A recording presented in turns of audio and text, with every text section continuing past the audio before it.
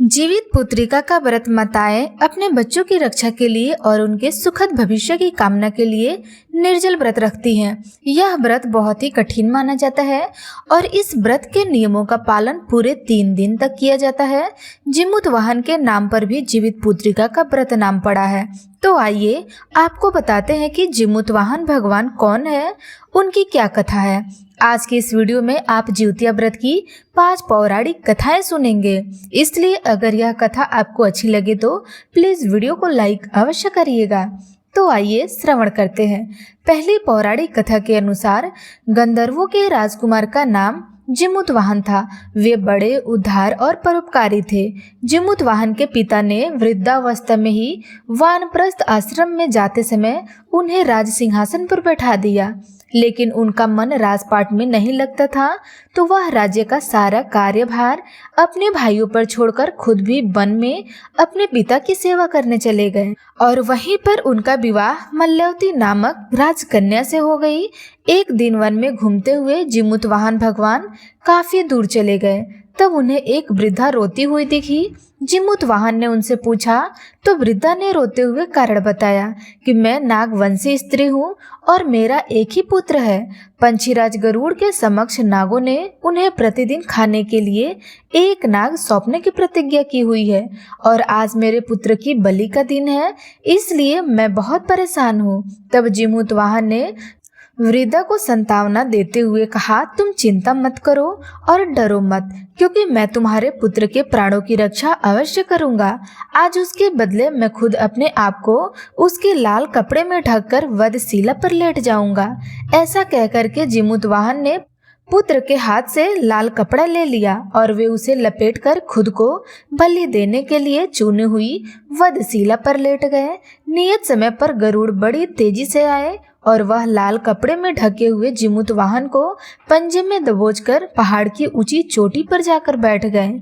अपने चंगुल में गिरफ्तार प्राणी की आंखों में आंसू और मुंह से चीख ना निकलते हुए देखा तो गरुड़ जी बड़े आश्चर्य में पड़ गए। उन्होंने जीमूतवाहन से उनका परिचय पूछा। तब जीमूतवाहन ने सारा वृतांत सुना दिया।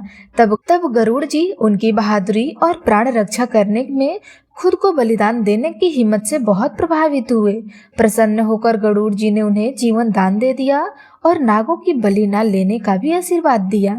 इस प्रकार जीमूतवाहन के अदम्य साहस से नाग जाति की रक्षा हुई और तब से जीमूतवाहन को भगवान के रूप में पूजा जाने लगा और तभी से पुत्र की रक्षा करने के लिए जीमूतवाहन भगवान की पूजा की प्रथा शुरू हो गई। अश्विनी कृष्ण अष्टमी के दिन प्रदोष काल में पुत्रवती महिलाएं जीमूतवाहन भगवान की पूजा करती हैं। कैलाश पर्वत पर भगवान शंकर माता पार्वती को कथा सुनाते हुए कहते हैं कि अश्विनी कृष्ण अष्टमी के दिन उपवास रहकर जो स्त्रियां प्रदोष काल में जीमूतवाहन की पूजा करती हैं तथा कथा सुनने के बाद दक्षिणा देती हैं, वह पुत्रों का पूर्ण सुख प्राप्त करती हैं। व्रत का पारण दूसरे दिन अष्टमी तिथि की समाप्ति के बाद यानी 9वीं तिथि को किया जाता है। यह व्रत अपने नाम के अनुरूप ही फल देने वाला है। अब सुनिए जिउतिया व्रत की दूसरी कथा। नर्मदा नदी के पास एक कंचवटी नाम का नगरी था। वहां के राजा का नाम मलय केतु था। उसी नर्मदा नदी के पश्चिम ओर बालूहटा नाम की मरुभूमि थी, जिसमें एक विशाल पेड़ पर एक चील रहा करती थी और उसी पेड़ के नीचे एक सियारन भी रहा करती थी। चील और सियारिन दोनों ही पक्की सहेली थी। कुछ महिलाओं को जिउतिया व्रत करते देखकर एक दिन चील और सियारिन ने भी यह व्रत करने का संकल्प ले लिया और दोनों ने ही भगवान श्री जीमूतवाहन की पूजा और व्रत करने का प्रण ले लिया। जिस दिन दोनों को व्रत रखना था, ठीक उसी दिन शहर के एक बड़े व्यापारी की मृत्यु हो गई और उनका दाह संस्कार वही मरुस्थल पर किया गया जहां वह चील और सियारिन रहा करती थी। मुर्दे को देखकर सियारिन को भूख लग गई और वह खुद को रोक नहीं पाई, जिसके कारण उसका जिउतिया का व्रत टूट गया। उधर चील ने संयम रखा और पूरी श्रद्धा और नियम से अपना व्रत पूर्ण किया और अगले ही दिन व्रत का पारण भी किया। फिर उसके बाद अगले जन्म में दोनों सहेलियों ने पुत्री के रूप में एक ब्राह्मण परिवार में जन्म लिया। उनके पिता का नाम भास्कर था। चील बड़ी बहन और सियारिन छोटी बहन बनी। बड़ी बहन का नाम शीलावती रखा गया और उनका विवाह बुद्धिसेन के साथ हो गया और वहीं पे छोटी बहन का नाम कपूरावती रखा गया और उनका विवाह इस शहर के राजा मलयकेतु से हो गया और छोटी बहन कपूरावती इस प्रकार कंचनवटी नगर की रानी बन गई। अब भगवान के आशीर्वाद से बड़ी बहन सिलावती को 7 पुत्र हुए, लेकिन इधर कपूरावती के बच्चे जन्म लेते ही मर जाते थे। कुछ सालों के बाद सिलावती के 7 पुत्र बड़े हो गए और राजा के दरबार में कामकाज करने लगे। उन्हें देखकर कपूरावती मन में ईर्ष्या और जलन की भावना करती थी। इस ईर्ष्या की भावना में एक बार कपूरावती ने राजा से कहकर सिलावती के 7 बेटों के सर कटवा दिए। फिर उन 7 सिरों को साथ में बर्तन में डालकर ढक दिया और सिलावती के पास भेजवा दिया। यह सब देखकर जिमुतवाहन भगवान ने मिट्टी की सहायता से 7 भाइयों के सिर बनवाए और सभी सिरों को धड़ से जोड़कर उन पर अमृत छिड़क दिया, जिसके कारण वे 7 भाई फिर से जीवित हो गए और खुशी खुशी घर लौट आए। रानी ने जो कटे हुए सिर भिजवाए थे वे सब फूल बन गए। कपूरावती इधर बच्चों की मृत्यु का समाचार पाने को बड़े बेचैन थी, लेकिन जब उसे इस बात का पता चला कि उसकी बहन के सारे बच्चे तो जीवित हैं, तब वह अपनी बड़ी बहन के घर आई और वहां सबको जीवित देखकर आश्चर्य में पड़ गई और बेहोश हो गई। जब कपूरावती को होश आया तब उसने अपनी बड़ी बहन से सारी सच्चाई बता दी और अपनी गलती का प्रायश्चित भी किया। भगवान जिमुतवाहन की कृपा से बड़ी बहन को पूर्व जन्म की सारी बातें याद आ गई और वो अपनी छोटी बहन को इस पेड़ के नीचे लाकर पूर्व जन्म की सारी बातें सुनाने लगी, जिसे सुनकर कपूरावती फिर से बेहोश हो गई और वह मर गई। जब राजा को इस बात की सूचना मिली तो उन्होंने इस जगह पर इस पेड़ के नीचे कपूरावती का दाह संस्कार करा दिया। अब सुनिए ज्योतिया व्रत की तीसरी कथा, जो कि इस दिन जरूर सुननी चाहिए। एक बार 2 बहनें थी जिनका नाम चूलिया और सिरिया था। चूलिया बहुत मेहनती थी और गरीब भी थी। वह मजदूरी करके अपने घर और अपने बच्चों के पेट पालती थी, लेकिन सिरिया गलत आचरण वाली थी, जो हमेशा मौज और ऐश किया करती थी और चूलिया से जलती भी थी। हर वक्त सिरिया ये सोचती थी कि चूलिया इतनी खुश कैसे रह लेती है और चूलिया की हंसी खुशी सियारिन से सहन नहीं हो पाती थी, जिसके कारण सिरिया चूलिया के संतानों को सताने का कई बार प्रयास कर चुकी थी और कई बार उसके बच्चों को खत्म करने की कोशिश भी कर चुकी थी। लेकिन चूलिया की तपस्या और व्रत के कारण उसके बच्चे हमेशा सुरक्षित बच जाया करते थे। एक दिन सियरिया चूलिया के सभी बच्चों को लेकर जंगल में लकड़ी चुनने चली गई और वहां जंगल में लकड़ियां चुनते चुनते जब बच्चे थक गए तो थोड़ी देर के लिए सो गई। देखकर सियरिया ने सभी बच्चों के सिर कटवा दिए और टोकरी में रखकर वापस घर आ गई और चूलिया को वह टोकरी भेंट में दे दी और कहने लगी, दीदी मैं जंगल से आपके लिए नारियल लाई हूँ, बच्चों को खिला देना। चूलिया ने इस टोकरी को उठाकर देखा नहीं और किनारे पर रख दिया और अपने बच्चों का इंतजार करने लगी। जब शाम से रात हो गई और बच्चे वापस नहीं आए तब बहुत परेशान हुई और बहुत ही करुणा स्वर में जोर जोर से रोने लग गई। करुणा भरी पुकार को सुनकर, उसके रोने चिल्लाने को सुनकर देवी पार्वती जी से और भगवान शंकर से रहा नहीं गया। तब देवी पार्वती जी ने महादेव जी से कहा, हे प्रभु, कोई दुखियारिन बहुत रो रही है, इसके रोने में बहुत दर्द छुपा हुआ है, यह मुझसे सहन नहीं हो रहा।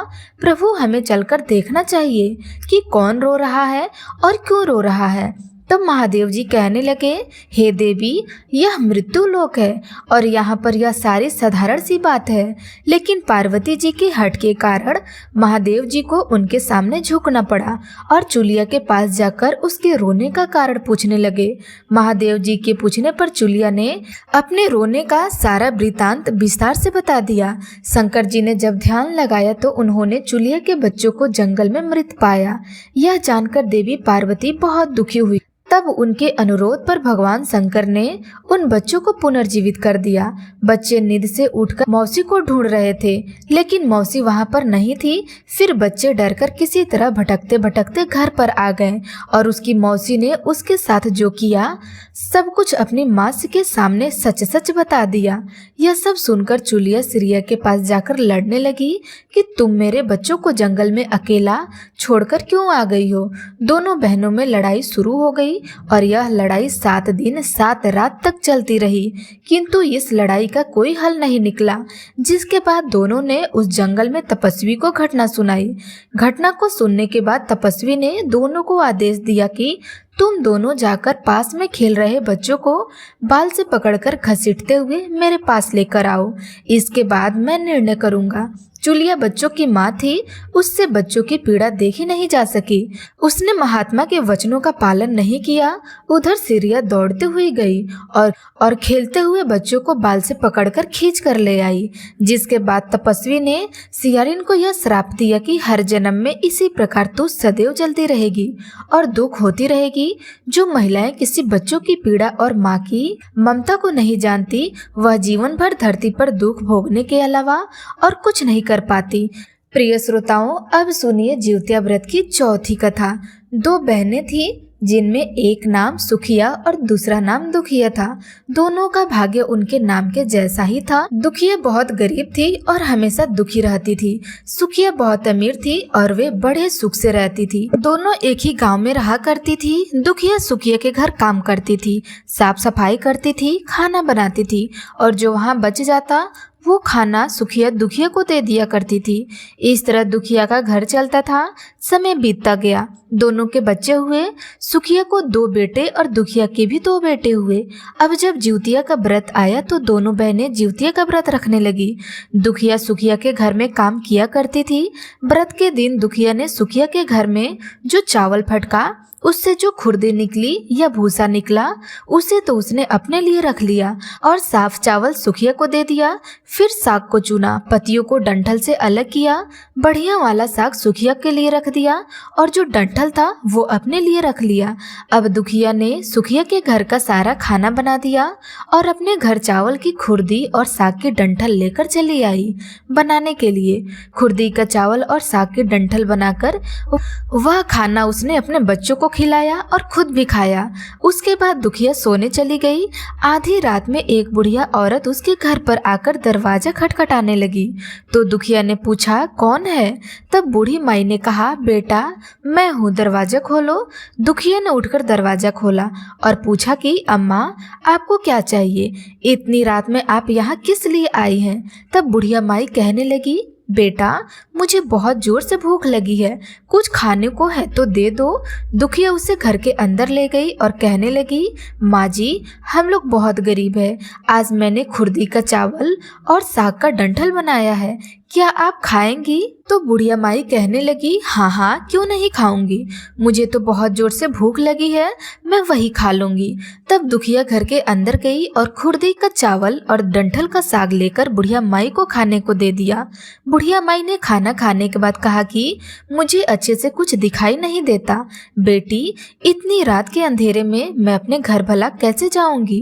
तो दुखिया कहने लगी, माँ जी कोई बात नहीं, आज आप रात यहीं सो जाइए, सुबह अपने घर चली जाना। तो बुढ़िया माई दुखिया के घर में ही सो गई। फिर थोड़ी देर बाद उठकर बुढ़िया माई बोली, बेटा मुझे पैखाना जाना है, कहाँ जाऊं? तो दुखिया कहने लगी, माँ जी मेरे घर में तो बाथरूम नहीं है, इसलिए आप उधर कोने में ही कर लीजिए। अब बुढ़िया माई ने पूछा कि बेटा भड़भड़ करे या छरछर करे? नींद में थी, वह कहने लगी, माँ जी भड़भड़ कर दीजिए, मैं सुबह साफ कर दूंगी। फिर थोड़ी देर के बाद बुढ़िया माई फिर पूछने लगी कि बेटा अब बताओ मैं अपने हाथ कहाँ साफ करूं? तो दुखिया कहने लगी, माँ जी आप मेरे सर पर अपने हाथ को साफ कर लीजिए। उधर जब सवेरा हुआ तो दुखिया को यह देखकर सब कुछ एक सपने जैसे लगने लगा। उसे लगा कि शायद सोते समय मुझे कोई सपना आया होगा। उसने इस बारे में कुछ और नहीं सोचा और नदी में नहाने के लिए चली गई। जब वह नदी में नहाने लगी और अपने माथे को धोने लगी तो उसके बालों से होते हुए जो पानी बहने लगा वह पानी सोने का बन गया। आसपास की सारी महिलाएं यह देखकर हैरान हो गई और कहने लगी, अरे तुम्हारे बालों से तो सोने का पानी गिर रहा है, क्या बात है। फिर तो दुखिया को रात की सारी बात याद आ गई और वे दौड़कर अपने घर की ओर भाग गई। यह सोच कर कि उसका घर तो बुढ़िया माई के पैखाने से गंदा हुआ होगा, पहले तो उसे साफ करना होगा। जब वो अपने घर गई तो देखा कि उसके घर के हर कोने में ढेर सारा सोना बिखरा पड़ा हुआ है। यह सब देखकर दुखिया बहुत खुश हो गई और सोचने लगी कि जिमुतवाहन बाबा अर्थात जिमुतवाहन भगवान की ही कृपा है, यह सब जो माता का रूप धारण करके मेरे घर आए हुए और मुझे इतना ज्यादा आशीर्वाद देकर गए। इस तरह दुखिया अमीर हो गई और जब उसने सुखिया के घर जाकर काम करना बंद कर दिया, इधर दुखिया जब अपना व्रत पूर्ण करती है तो अपने पुत्र से कहने लगी कि जाओ मौसी के घर से तराजू लेकर आओ, यह नापने के लिए कि सोना कितना है। बच्चा खुशी खुशी से सुखिया मौसी के घर आया और तराजू मांगने लगा तो सुखिया ने पूछा, तराजू में तुम्हें क्या तौलना है? तो बच्चा बोला, मौसी मेरे घर में बहुत ढेर सारा सोना है। तब दुखिया कहने लगी, खाने के लिए तो तुम्हारे पास कुछ भी नहीं होता है और सोना नापोगे, झूठ बोलते हो। तो बच्चा कहने लगा, नहीं नहीं मौसी, मैं झूठ नहीं बोल रहा। तब सुखिया सोचने लगी, जब तराजू मांगा है तो कुछ न कुछ तो जरूर तौला होगा, इसलिए उसने तराजू के नीचे गोद लगा दिया। जो भी तौला जाएगा वह थोड़ा सा इसमें चिपक जाएगा। दुखिया इधर जब तराजू पर सोने तौलने लगी तो कुछ छोटे छोटे सोने के टुकड़े उस गोंद में चिपक गए। उधर जब बच्चा वह तराजू लौटाने वापस आया तो सुखिया ने तराजू को उलट पलट कर देखा तो उसे तराजू में सोना लगा हुआ मिला। सुखिया सोचने लगी कि उसके घर में जरूर कहीं से सोना आया होगा, इसलिए वो तो इतने दिनों से मेरे घर पे काम करने भी नहीं आ रही है। सुखिया उसके घर जाकर देखने लगी कि यह सोना कहाँ से आया है। जब सुखिया दुखिया के पास जाकर पूछती है कि तुम्हारे पास इतना सोना कहाँ से आया कि तुम्हें सोने तौलने के लिए तराजू की जरूरत पड़ गई, तो दुखिया ने उस रात की सारी कहानी अपनी बहन को सुखिया को बता दी। दुखिया का मन एकदम सच्चा था, इसलिए उसने बिना झूठ बोले सारी बात सब कुछ सच सच बता दिया। लेकिन उधर सुखिया के मन में लालच आ गया कि दुखिया के पास तो हमसे भी ज्यादा धन आ गया है। अब अगले जिउतिया में मैं भी खुरदी का चावल और डंठल का साग बनाऊंगी। फिर अगले साल जिउतिया का व्रत दोनों बहनों ने रखा। सुखिया के पास हर तरह का सुख था, धन भी था, फिर भी जिउतिया के दिन चावल फटक कर साफ चावल फेंक देती और खुरदी उसने अपने पास रख ली। साग को तोड़कर पतिया फेंक दिया और डंठल अपने पास रख लिया और फिर उसने वही बनाया, खा पीकर पूजा पाठ करके सोने चली। और फिर आधी रात में उसके घर में भी बुढ़िया माई आई। दरवाजा खटखटाने लगी। सुखिया आंखें बंद करके सोने का नाटक करती हुई उन्हीं का इंतजार कर रही थी। तुरंत दरवाजा खोलकर बुढ़िया माई को उसने अपने घर के अंदर बुला लिया। बुढ़िया माई कहने लगी, बेटा मुझे भूख लगी है, कुछ खाने को है तो दे दो। तो दुखिया कहने लगी, माँ जी मैंने खुरदी का चावल और डंठल का साग बनाया है। तब बुढ़िया माई पहले की तरह बोली, कोई बात नहीं, मैं खा लूंगी। तो सुखिया ने खाना परोस दिया। बुढ़िया माई को खाना देने के बाद वह सोने के लिए चली गई। तो बुढ़िया माई कहने लगी, बेटी रात बहुत हो गई है, मुझे ठीक से कुछ दिखाई नहीं देता, मैं अपने घर पे कैसे जा सकती हूँ। तब सुखिया कहने लगी, कोई बात नहीं माँ जी, आप यहीं सो जाइए। थोड़ी देर के बाद बुढ़िया माई फिर से बोली, मुझे पैखाना जाना है, कहाँ करूँ। तब सुखिया कहने लगी, वही कोने पर कर लीजिए। थोड़ी देर के बाद बुढ़िया माई ने फिर से पूछा कि भड़भड़ करे या छरछर करे। अब इस समय सुखिया को याद नहीं कि दुखिया ने क्या बोला था, तो दुखिया बोली, माँ जी छरछर कर दीजिए। फिर बुढ़िया माई ने पूछा, बेटा अच्छा अब मैं अपना हाथ कहाँ साफ करूँ। तो सुखिया ने कहा, मेरे सर पर साफ कर लीजिए। तो बुढ़िया माई ने अपने हाथ सुखिया के सर पर साफ कर लिया। जब सुबह हुई तो सुखिया उठी। उसने देखा उसका पूरा घर गंदगी से भरा हुआ है और उसके बालों में भी गंदगी लगी हुई है। यह देखकर सुखिया बहुत दुखी हो गई और उसे बहुत गुस्सा भी आया। वह अपनी बहन दुखिया को बुलाती है और उस पर बहुत गुस्सा करने लगती है। कहने लगती है कि तुमने मुझसे झूठ बोला और मेरा पूरा घर गंदा करवा दिया। तो दुखिया पूछने लगी कि बताओ तुमने क्या कहा था, भड़भड़ कहा था या छरछर कहा था।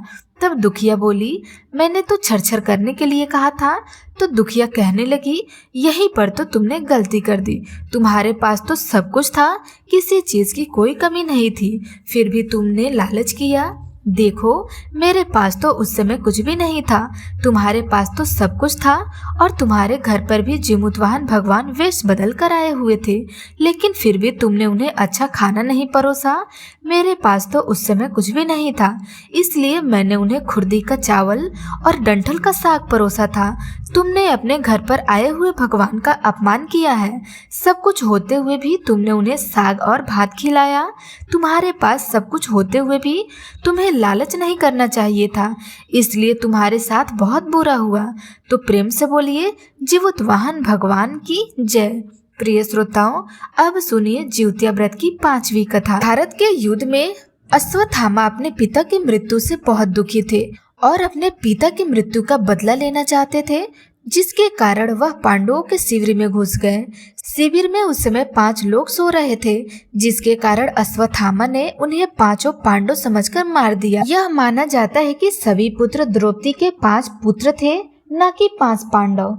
जिसके बाद अर्जुन ने अश्वत्थामा को बंदी बना दिया और उनकी दिव्य मणि भी छीन ली, जिसके कारण अश्वत्थामा ने क्रोध में आकर अभिमन्यु की पत्नी के गर्भ में पल रहे शिशु को भी ब्रह्मास्त्र के जरिए मार डाला।